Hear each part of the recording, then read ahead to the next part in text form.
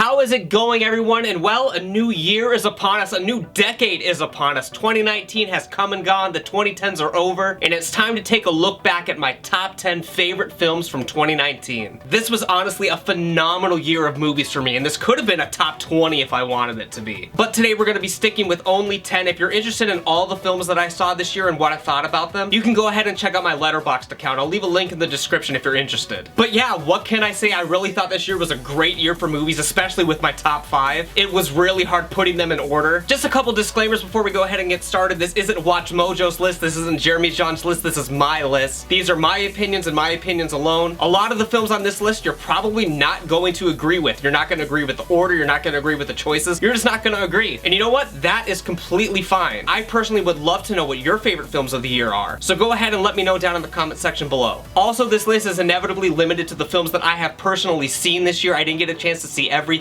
Just off the top of my head, I didn't get a chance to see The Farewell, 1917, or Parasite, which I all really wanted to see. But out of what I did see, these are my top 10 personal favorites. And you know what? I've been putting off making this video for a couple weeks. I've been putting off making videos in general for a couple months, and I've been putting off taking YouTube seriously for a couple years. So you know what? Like my boy Shia LaBeouf says, let's just do it. And speaking of Shia LaBeouf, my number 10 movie of the year was The Peanut Butter Falcon. This was obviously the feel-good movie of the year. Shia LaBeouf gives us his best performance in years, and Zach Gottsagen, he's sticking around for a long time. I have a feeling this isn't going to be the last time we see him, because honestly, this is a future star in the industry. I had very blank expectations when I watched this for the first time, and I was really impressed with it. This one slipped under a lot of people's radars this year, and I really think that all of you should go check it out. Up next on my list, a little bit of a controversial pick, but you know what? The Rise of Skywalker was fun. Does it have a ton of problems? Sure. Is it the best Star Wars movie? Absolutely not. Do I wish things could have gone way differently in this new series? Absolutely. But for what we got, it was a very serviceable Star Wars film that I enjoyed quite a bit. And honestly, I commend J.J. Abrams for being able to take what he was given and actually make something watchable now. Because after The Last Jedi, man, like, I didn't know what was gonna happen with this one. And I really wish that J.J. just would have been in charge of the whole 3 films. We'd definitely be in a very different situation if that would have been the case. But for what it is, I had a lot of fun with it, and I heard that there's a special J.J. Abrams cut, because from what I heard, Disney even made him change a lot that he actually shot. And I hope that someday, maybe on a special edition release, we get to see his original vision of the film. For number 7, another somewhat controversial pick, but we're going with It Chapter 2. I had a ton of fun with this movie as well. I did a whole podcast about this back in October, so I'm not going to go on too long about it, but I think it was a great companion piece to the first film, and I want that 6-hour supercut, because honestly, I loved both films. And to me, the film isn't about the spooky stuff. It's about going back to your past, facing your fears, and acknowledging that there's things in your past that you can't change, and that's okay. But It Chapter 2 isn't the only horror film on our list, because number 7, we're going with Scary Stories to Tell in the Dark.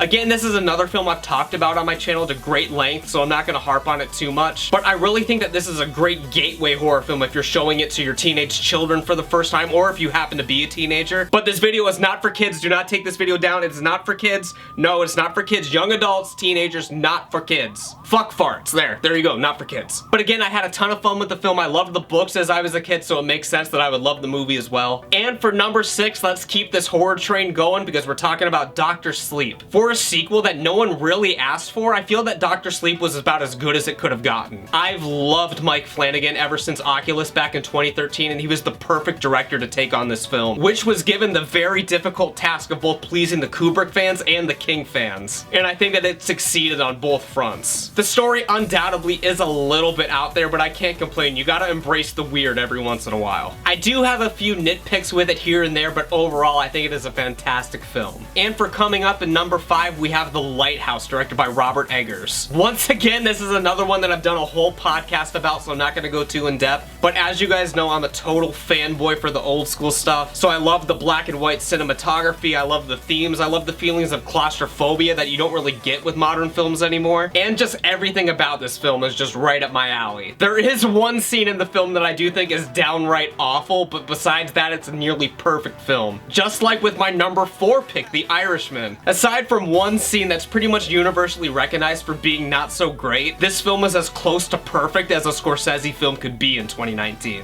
I mean, it's a gangster epic by the guy who pretty much pioneered the genre. It has to be great. But it's so much more than just a gangster film, and that's when it really transcends the genre. It's about coming to terms with your life and the mistakes and sacrifices that you've made along the way, and having to come to terms with the things that you ultimately can't change. It's epic, it's entertaining, it's emotional, it's sad. It's just all around a fantastic film. And plus, it goes without saying that the direction and the performances are all phenomenal, especially from Joe Pesci. I'm so happy that he came out of retirement for this. And Scorsese has shown that he's still got it, and if this is his last film, he really went out with a great one. And speaking of Scorsese, for number 3, we're gonna go with what many people are calling a knockoff of his film's Joker. Once again, I did a podcast about it. Go check it out. But yeah, it's amazing. There's nothing about it that I can say that hasn't already been said. Joaquin Phoenix gives the performance of a lifetime, probably one of his best performances ever, and arguably the best Joker ever. Again, it's another one that I've talked about to death, so let's just move on with our number 2. And for number 2, yes, I loved it that much. We're talking about Once Upon a Time in Hollywood, directed by Quentin Tarantino. I know it's an unpopular opinion, but this might be one of my favorite Tarantino films ever. It's definitely in the top 3 for sure. I don't want to say this film got a lot of hate from critics, but it got a lot of mediocre reviews from critics. And I don't know, I guess I'm the odd one out of the bunch because I thought it was a masterpiece. What this film truly succeeds in is transporting you back into that world. The phenomenal production design, costumes, sets, the driving.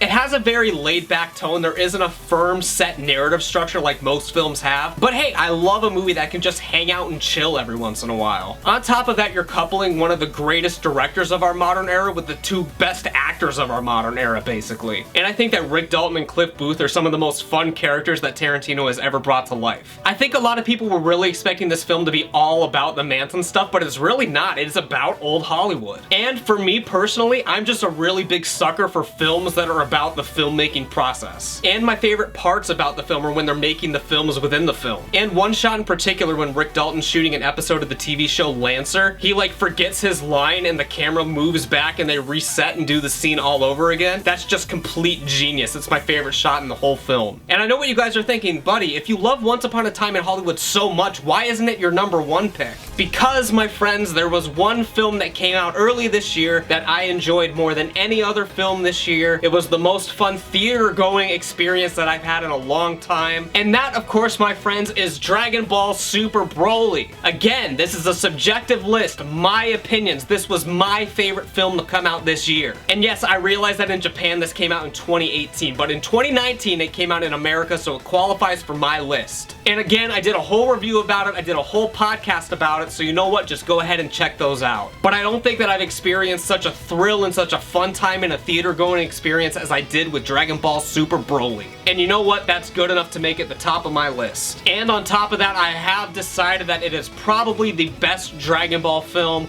of all time. Come at me. And that is about it for this time, guys. If you enjoyed this video, if you enjoy me, if you enjoy my ridiculous Christmas beard that I haven't shaved for some reason, make sure that you guys subscribe to my channel and turn on notifications so you know when I come out with new videos in 2020, in the new decade. And if you were to give this video a thumbs up and potentially share it with a few of your friends, it would be greatly appreciated. Cheers to 2020, and I will see you guys in the next video. Take care, everyone.